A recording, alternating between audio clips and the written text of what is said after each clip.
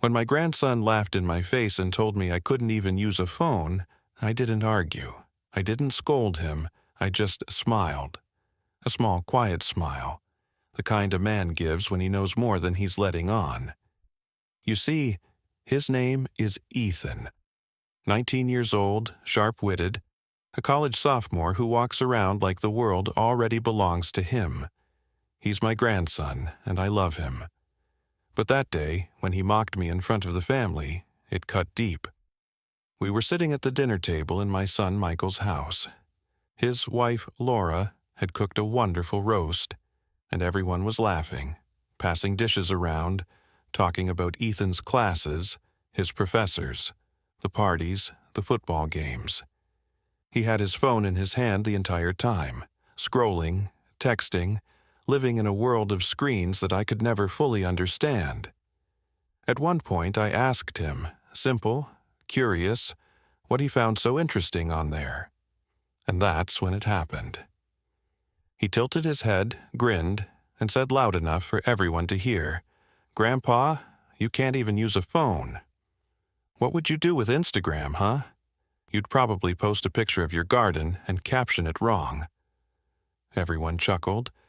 Even Michael tried to hide a laugh, though Laura gave him a sharp look. I sat there with my fork halfway to my mouth. My heart pinched, but I didn't let it show. Instead, I gave Ethan that same faint smile I always give when words would only make things worse.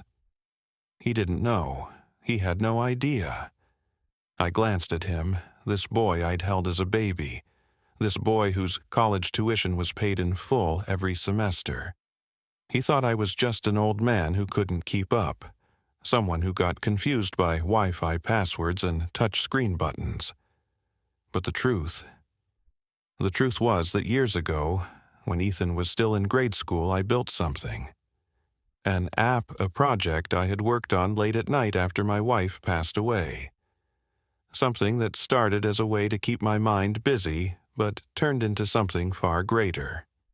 That app, Walker Tech Finance, was now quietly funding Ethan's future. Every lecture he attended, every textbook he bought, every meal in the campus cafeteria, all of it was being paid for by the man he had just mocked. But I didn't say a word. Because here's what I've learned in 67 years of life. When someone underestimates you, when they laugh at you, you don't always need to defend yourself right away. Sometimes the best answer is silence. Sometimes you let the truth reveal itself in its own time. I lifted my glass of iced tea, took a sip, and pretended the laughter hadn't stung. But inside I was thinking, one day, Ethan, one day you'll know who I really am. And that day will change everything between us. That's how it began. That small, careless moment of laughter at a family dinner. A grandson mocking his grandfather for being too old, too out of touch. He thought I was irrelevant. He thought the world had passed me by, but he was wrong. And later that night he was going to find out just how wrong he really was. My name is Henry Walker. I'm 67 years old, and most days my life is quiet. Too quiet, sometimes. I live alone in a small house in a quiet suburban neighborhood. The grass in my yard is trimmed, my garden is neat, and the roses bloom every spring like clockwork. I keep myself busy tending the soil, reading old novels, and fixing things around the house. It's the kind of life you'd expect from a man my age. A man people assume has slowed down, faded into the background, waiting out the days in peace. But there's more to me than meets the eye. Before I retired, I spent 40 years as a software engineer. Back then, computers weren't in everyone's pockets. I saw the industry rise from giant machines that filled rooms to tiny devices people carry in their hands. I built programs that companies still use today. I mentored bright young engineers who went on to change the world. But when I walked out of that office for the last time, I also walked into a different role. The quiet grandfather, the widower who cooked meals for one, the man whose greatest joy became his family. My wife, Margaret, passed away 10 years ago. She was my anchor. After she was gone, I poured myself into work again, not at a company, but at my kitchen table. Nights stretched long and lonely, and in that silence, I found myself building something, a financial management app. I named it Walker Tech Finance, though nobody really associates it with me anymore.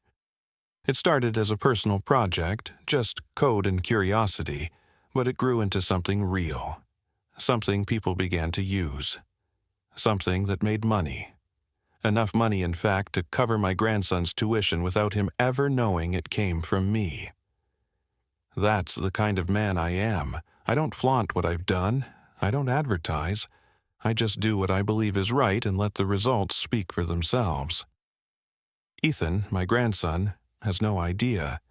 To him, I'm just Grandpa Henry. He's 19, studying business at a state university. Bright kid, full of energy, full of confidence, maybe a little too much of it. He wears sneakers that cost more than my first car, walks with earbuds permanently in his ears, and never looks up from his phone for more than a few minutes. Don't get me wrong. I love the boy. I've loved him since the day I held him in my arms at the hospital. I remember promising Margaret that I'd always look after him, that I'd help guide him into becoming a good man. And in many ways, he is a good kid. But like a lot of young people, he doesn't always see the value in the generations that came before him. To Ethan, I'm old-fashioned, out of touch. He doesn't see the years of knowledge behind my quietness. He doesn't know what I've built, what I've sacrificed, or how much of his future has been shaped by the work I put in long before he was born. My son Michael, Ethan's father, is a good man too. Hardworking, dependable. He manages a logistics company, and his wife Laura teaches at the local high school. They're busy people, and I don't fault them for not knowing every detail of my life either. They think I live on my pension, spend my days in the garden, and occasionally spoil Ethan with a check on his birthday. They don't ask where the tuition money comes from. They just assume Ethan got lucky with some scholarship. And that's fine by me. I never wanted recognition. What I wanted was for Ethan to have opportunities.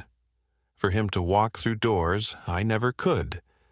For him to feel the security that his grandmother and I worked our whole lives to give him. But sometimes love doesn't shield you from pain.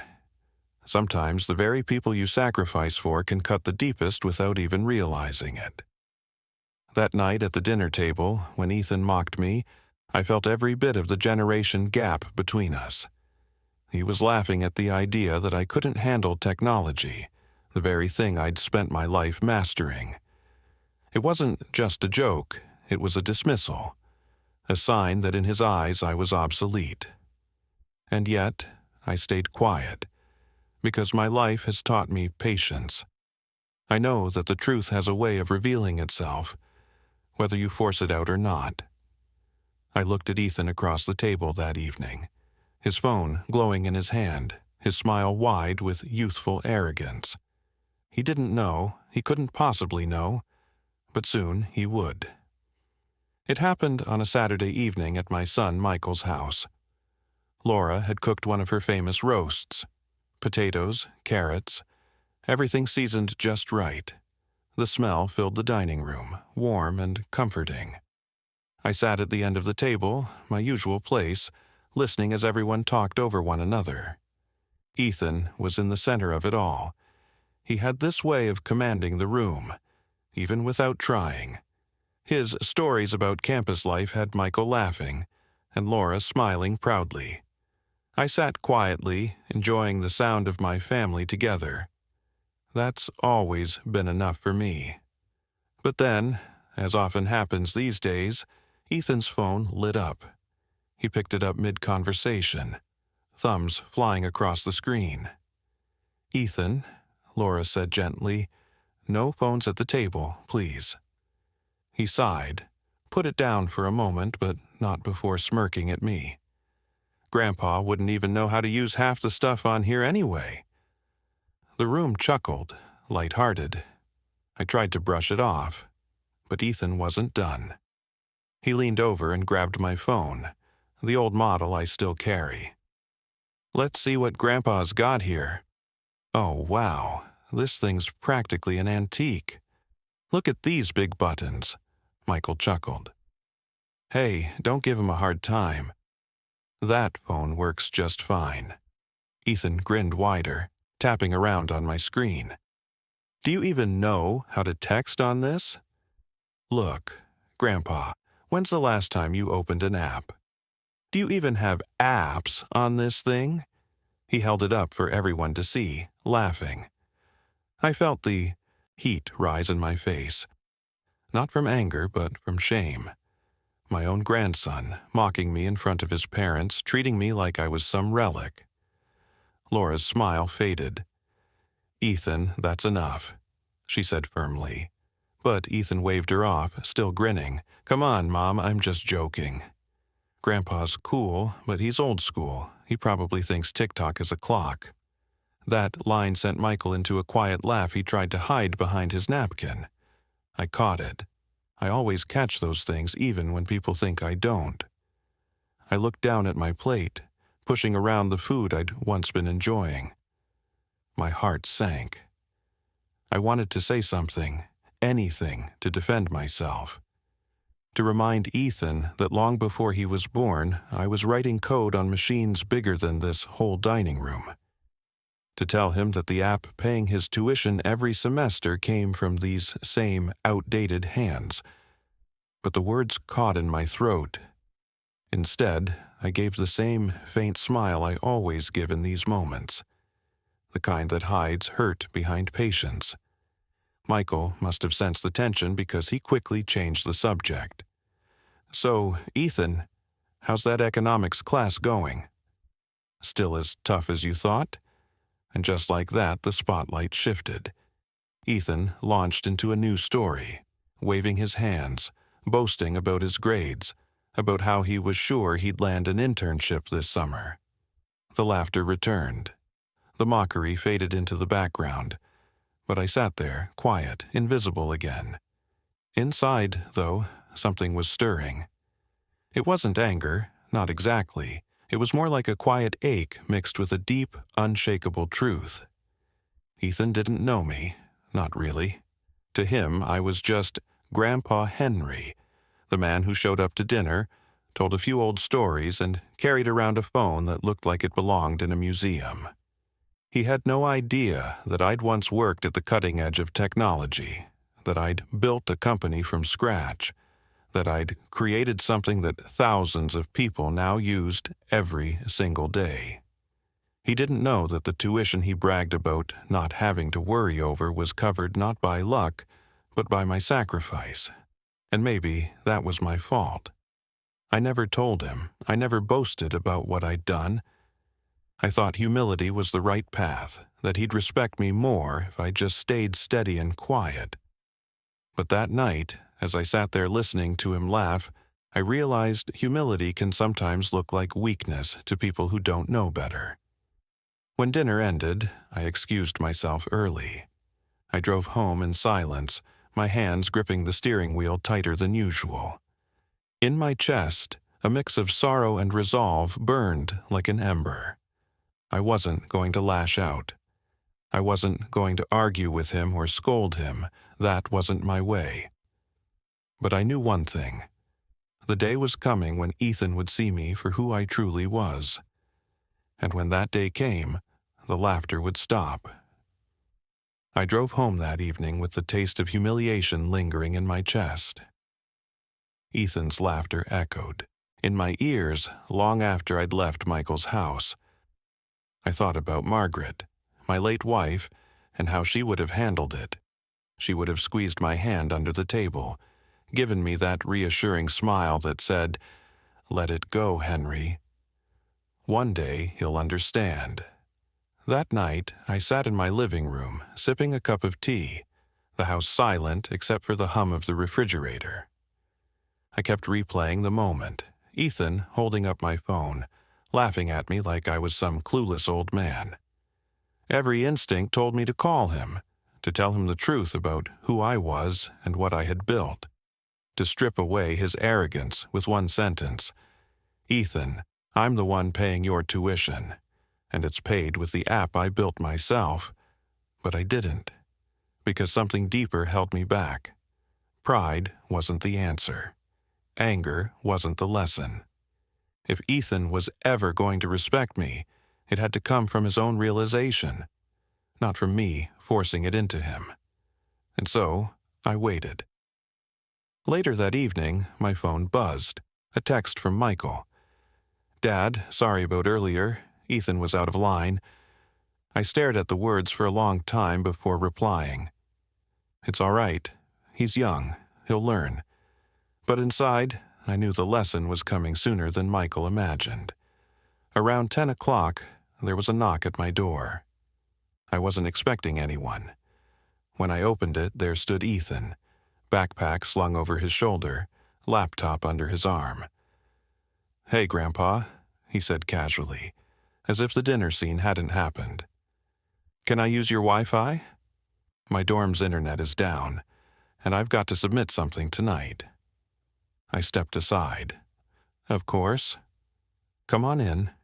He flopped down at my dining table, setting up his laptop. His fingers flew across the keyboard, his phone buzzing beside him. I sat nearby, sipping the last of my tea, watching him work. Minutes passed before I noticed his expression change. His eyebrows furrowed, his jaw tightened. He clicked rapidly, his eyes darting across the screen. "What's wrong?" I asked. "Nothing," he muttered, but his voice betrayed confusion. "Just checking my school portal. I thought I had a balance left, but it says it's covered." "Paid in full." I leaned back, silent. He kept clicking, scrolling through the details. Then he froze. "Wait, what's this?" His voice dropped. He read the words out loud, as if to make sure they were real. "Walker Tech Scholarship Fund." He turned slowly, staring at me. "Grandpa, this is your name." I said nothing, just folded my hands on the table and looked back at him. He blinked, processing. "Walker Tech, that's your company? You built this?" I gave a small nod. Ethan's mouth opened, then closed again. For once, the boy who always had something clever to say was speechless. He leaned back in his chair, his face pale. "You've been paying my tuition." His voice cracked, almost a whisper. I didn't gloat. I didn't raise my voice or remind him of his words at dinner. I just answered plainly. "Yes." Every semester, silence filled the room, heavy and uncomfortable. Ethan looked down at his laptop, the truth staring back at him on the screen. I could see the wheels turning in his head, the pieces falling into place. The old phone, the quiet smile, the man he thought was out of touch. All of it now contrasted with the reality that his future was being built on the foundation I had laid. I let him sit in that silence because it wasn't my moment. It was his. The moment when arrogance cracks and humility slips in. After what felt like forever, he finally looked at me again. His eyes were different this time. Not mocking, not dismissive, searching. "Grandpa," he said softly, "why didn't you tell me?" I took a deep breath. Because respect isn't something you demand. It's something you earn, and sometimes it's something others discover when they're ready. Ethan swallowed hard, his gaze falling to the floor. That was the turning point. Not just for Ethan, but for me too. Because in that moment I knew the lesson had landed, not through anger, not through boasting, but through patience. And the night wasn't over yet. Ethan sat frozen at my dining table, the glow of his laptop reflecting off his stunned face. His fingers hovered above the keyboard, motionless now, as if typing another word would break the fragile silence between us. Walker Tech, he whispered again, almost to himself. I've seen that name before. On the App Store, people at school talk about it all the time. Grandpa, you built that? I didn't rush my answer. I simply folded my hands and nodded. Yes, I built it years ago. He blinked rapidly, his mouth opening and closing as though searching for words. For once, the boy who had teased me so easily over dinner was struggling to form a sentence. You mean to tell me, he finally managed, the app paying my tuition, the reason I don't have student loans hanging over my head, is yours? You did this? Yes, I said quietly. Every dime that's paid for your classes, your books, your housing, that money comes from the app I created. His chair squeaked as he leaned back, staring at me as though seeing me for the first time in his life. The cocky grin he wore so often was gone. In its place was a raw mix of disbelief and something deeper, humility. I didn't press him. I didn't want to. This wasn't about rubbing his nose in the truth. This was about letting him sit with the weight of it, about letting him feel the shift in his own heart. Finally, he lowered his gaze. His voice trembled when he spoke again. Grandpa, I'm sorry. I didn't know. I thought you didn't understand any of this stuff. I leaned forward slightly. My voice was calm, steady. Ethan, just because someone doesn't brag about what they've done doesn't mean they've done nothing. Sometimes the people you underestimate are the ones holding you up without you even realizing it. His eyes glossed over, and I could see the pride unraveling inside him. The arrogance he had carried for years cracked under the truth. He rubbed his forehead, shaking his head slowly. I made fun of you, he muttered. I laughed at you in front of everyone tonight. And all this time, you've been the reason I'm even at college. I let out a small breath. You're young. You didn't know, but now you do. And maybe next time you'll think twice before judging someone by what you see on the surface. For a long moment, neither of us spoke. The air between us was heavy, but not in a painful way anymore. It was heavy with realization, with the shifting of respect, with the kind of silence that changes everything. Finally, Ethan pushed his laptop aside and leaned forward, his voice quiet but clear. Grandpa, will you teach me? Not just about apps, but about everything you know, about coding, about life. I want to learn from you. I smiled then, not the faint, guarded smile I'd worn at dinner, but a real one. A smile that felt like Margaret was in the room with us, proud of the man her grandson was becoming. I'd be honored, I said. And in that moment, the boy who had mocked me stopped being just a grandson. He became a student, a young man finally ready to listen, to respect, to understand. The big reveal wasn't about me showing off what I'd done. It wasn't about proving him wrong. It was about opening his eyes to something he had been blind to, the strength and sacrifice of the generation that came before him. Ethan sat there quietly for the rest of the night, his phone untouched on the table. When he finally left, he hugged me tighter than he ever had before. That was the night the laughter stopped. Not because I demanded it, but because he finally saw me. Not as an outdated old man, but as the builder of his future. The night Ethan discovered the truth, something changed between us. It wasn't just the end of his laughter at my expense.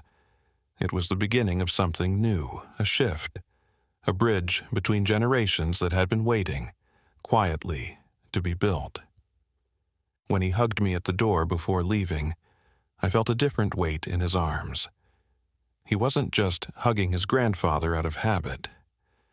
He was holding on because he finally understood who I was, what I'd done for him, and what that meant. It was the kind of hug that carried gratitude, respect, and maybe even a little bit of shame for the things he'd said before. I closed the door that night and sat back down at the table, staring at the laptop he had left open for a moment. My name, Walker Tech Scholarship Fund, still glowed on the screen. For years, I had kept that quiet. I didn't need recognition. I didn't need thanks. But now, finally, it felt right that Ethan knew. Not because I wanted him to praise me, but because he needed to see that the old man he thought couldn't use a phone was the same man quietly shaping his future. The days that followed were different. Ethan came by more often. At first, he was awkward, unsure of how to act around me, but little by little, the arrogance gave way to curiosity. He started asking questions, not just about coding or technology, but about life, about the choices I'd made, the things I'd learned, the mistakes I regretted, and the values I held on to. "Grandpa," he asked one evening, "when you built that app, did you know it would take off?" I shook my head. "No, I didn't build it to get rich or to be recognized. I built it because I believed it could help people, and because it gave me a purpose when I needed one most." He nodded thoughtfully, and I could see the gears turning in his mind. That was when I realized the real lesson wasn't about apps or technology. It was about humility, persistence, and quiet strength. At family dinners, the atmosphere changed too. Ethan no longer teased me. In fact, he seemed to defend me in small ways, correcting anyone who hinted at me being old-fashioned. One night, when Michael joked about my flip phone, Ethan jumped in. "Dad, don't laugh. Grandpa's the smartest guy I know. You wouldn't believe the things he's built." Michael looked at me with raised eyebrows, and I just gave a quiet smile. I didn't need to say a word. Laura noticed it too. After dinner one night, she pulled me aside and said, "I don't know what happened between you and Ethan, but I've never seen him look at you with so much respect." "Thank you." But the truth was, I hadn't forced that respect. I had simply let the truth find its way to him. Ethan began spending weekends with me, sitting at my old desk, watching me type code. At first, he was impatient, wanting shortcuts, quick answers. But I told him what I had learned long ago.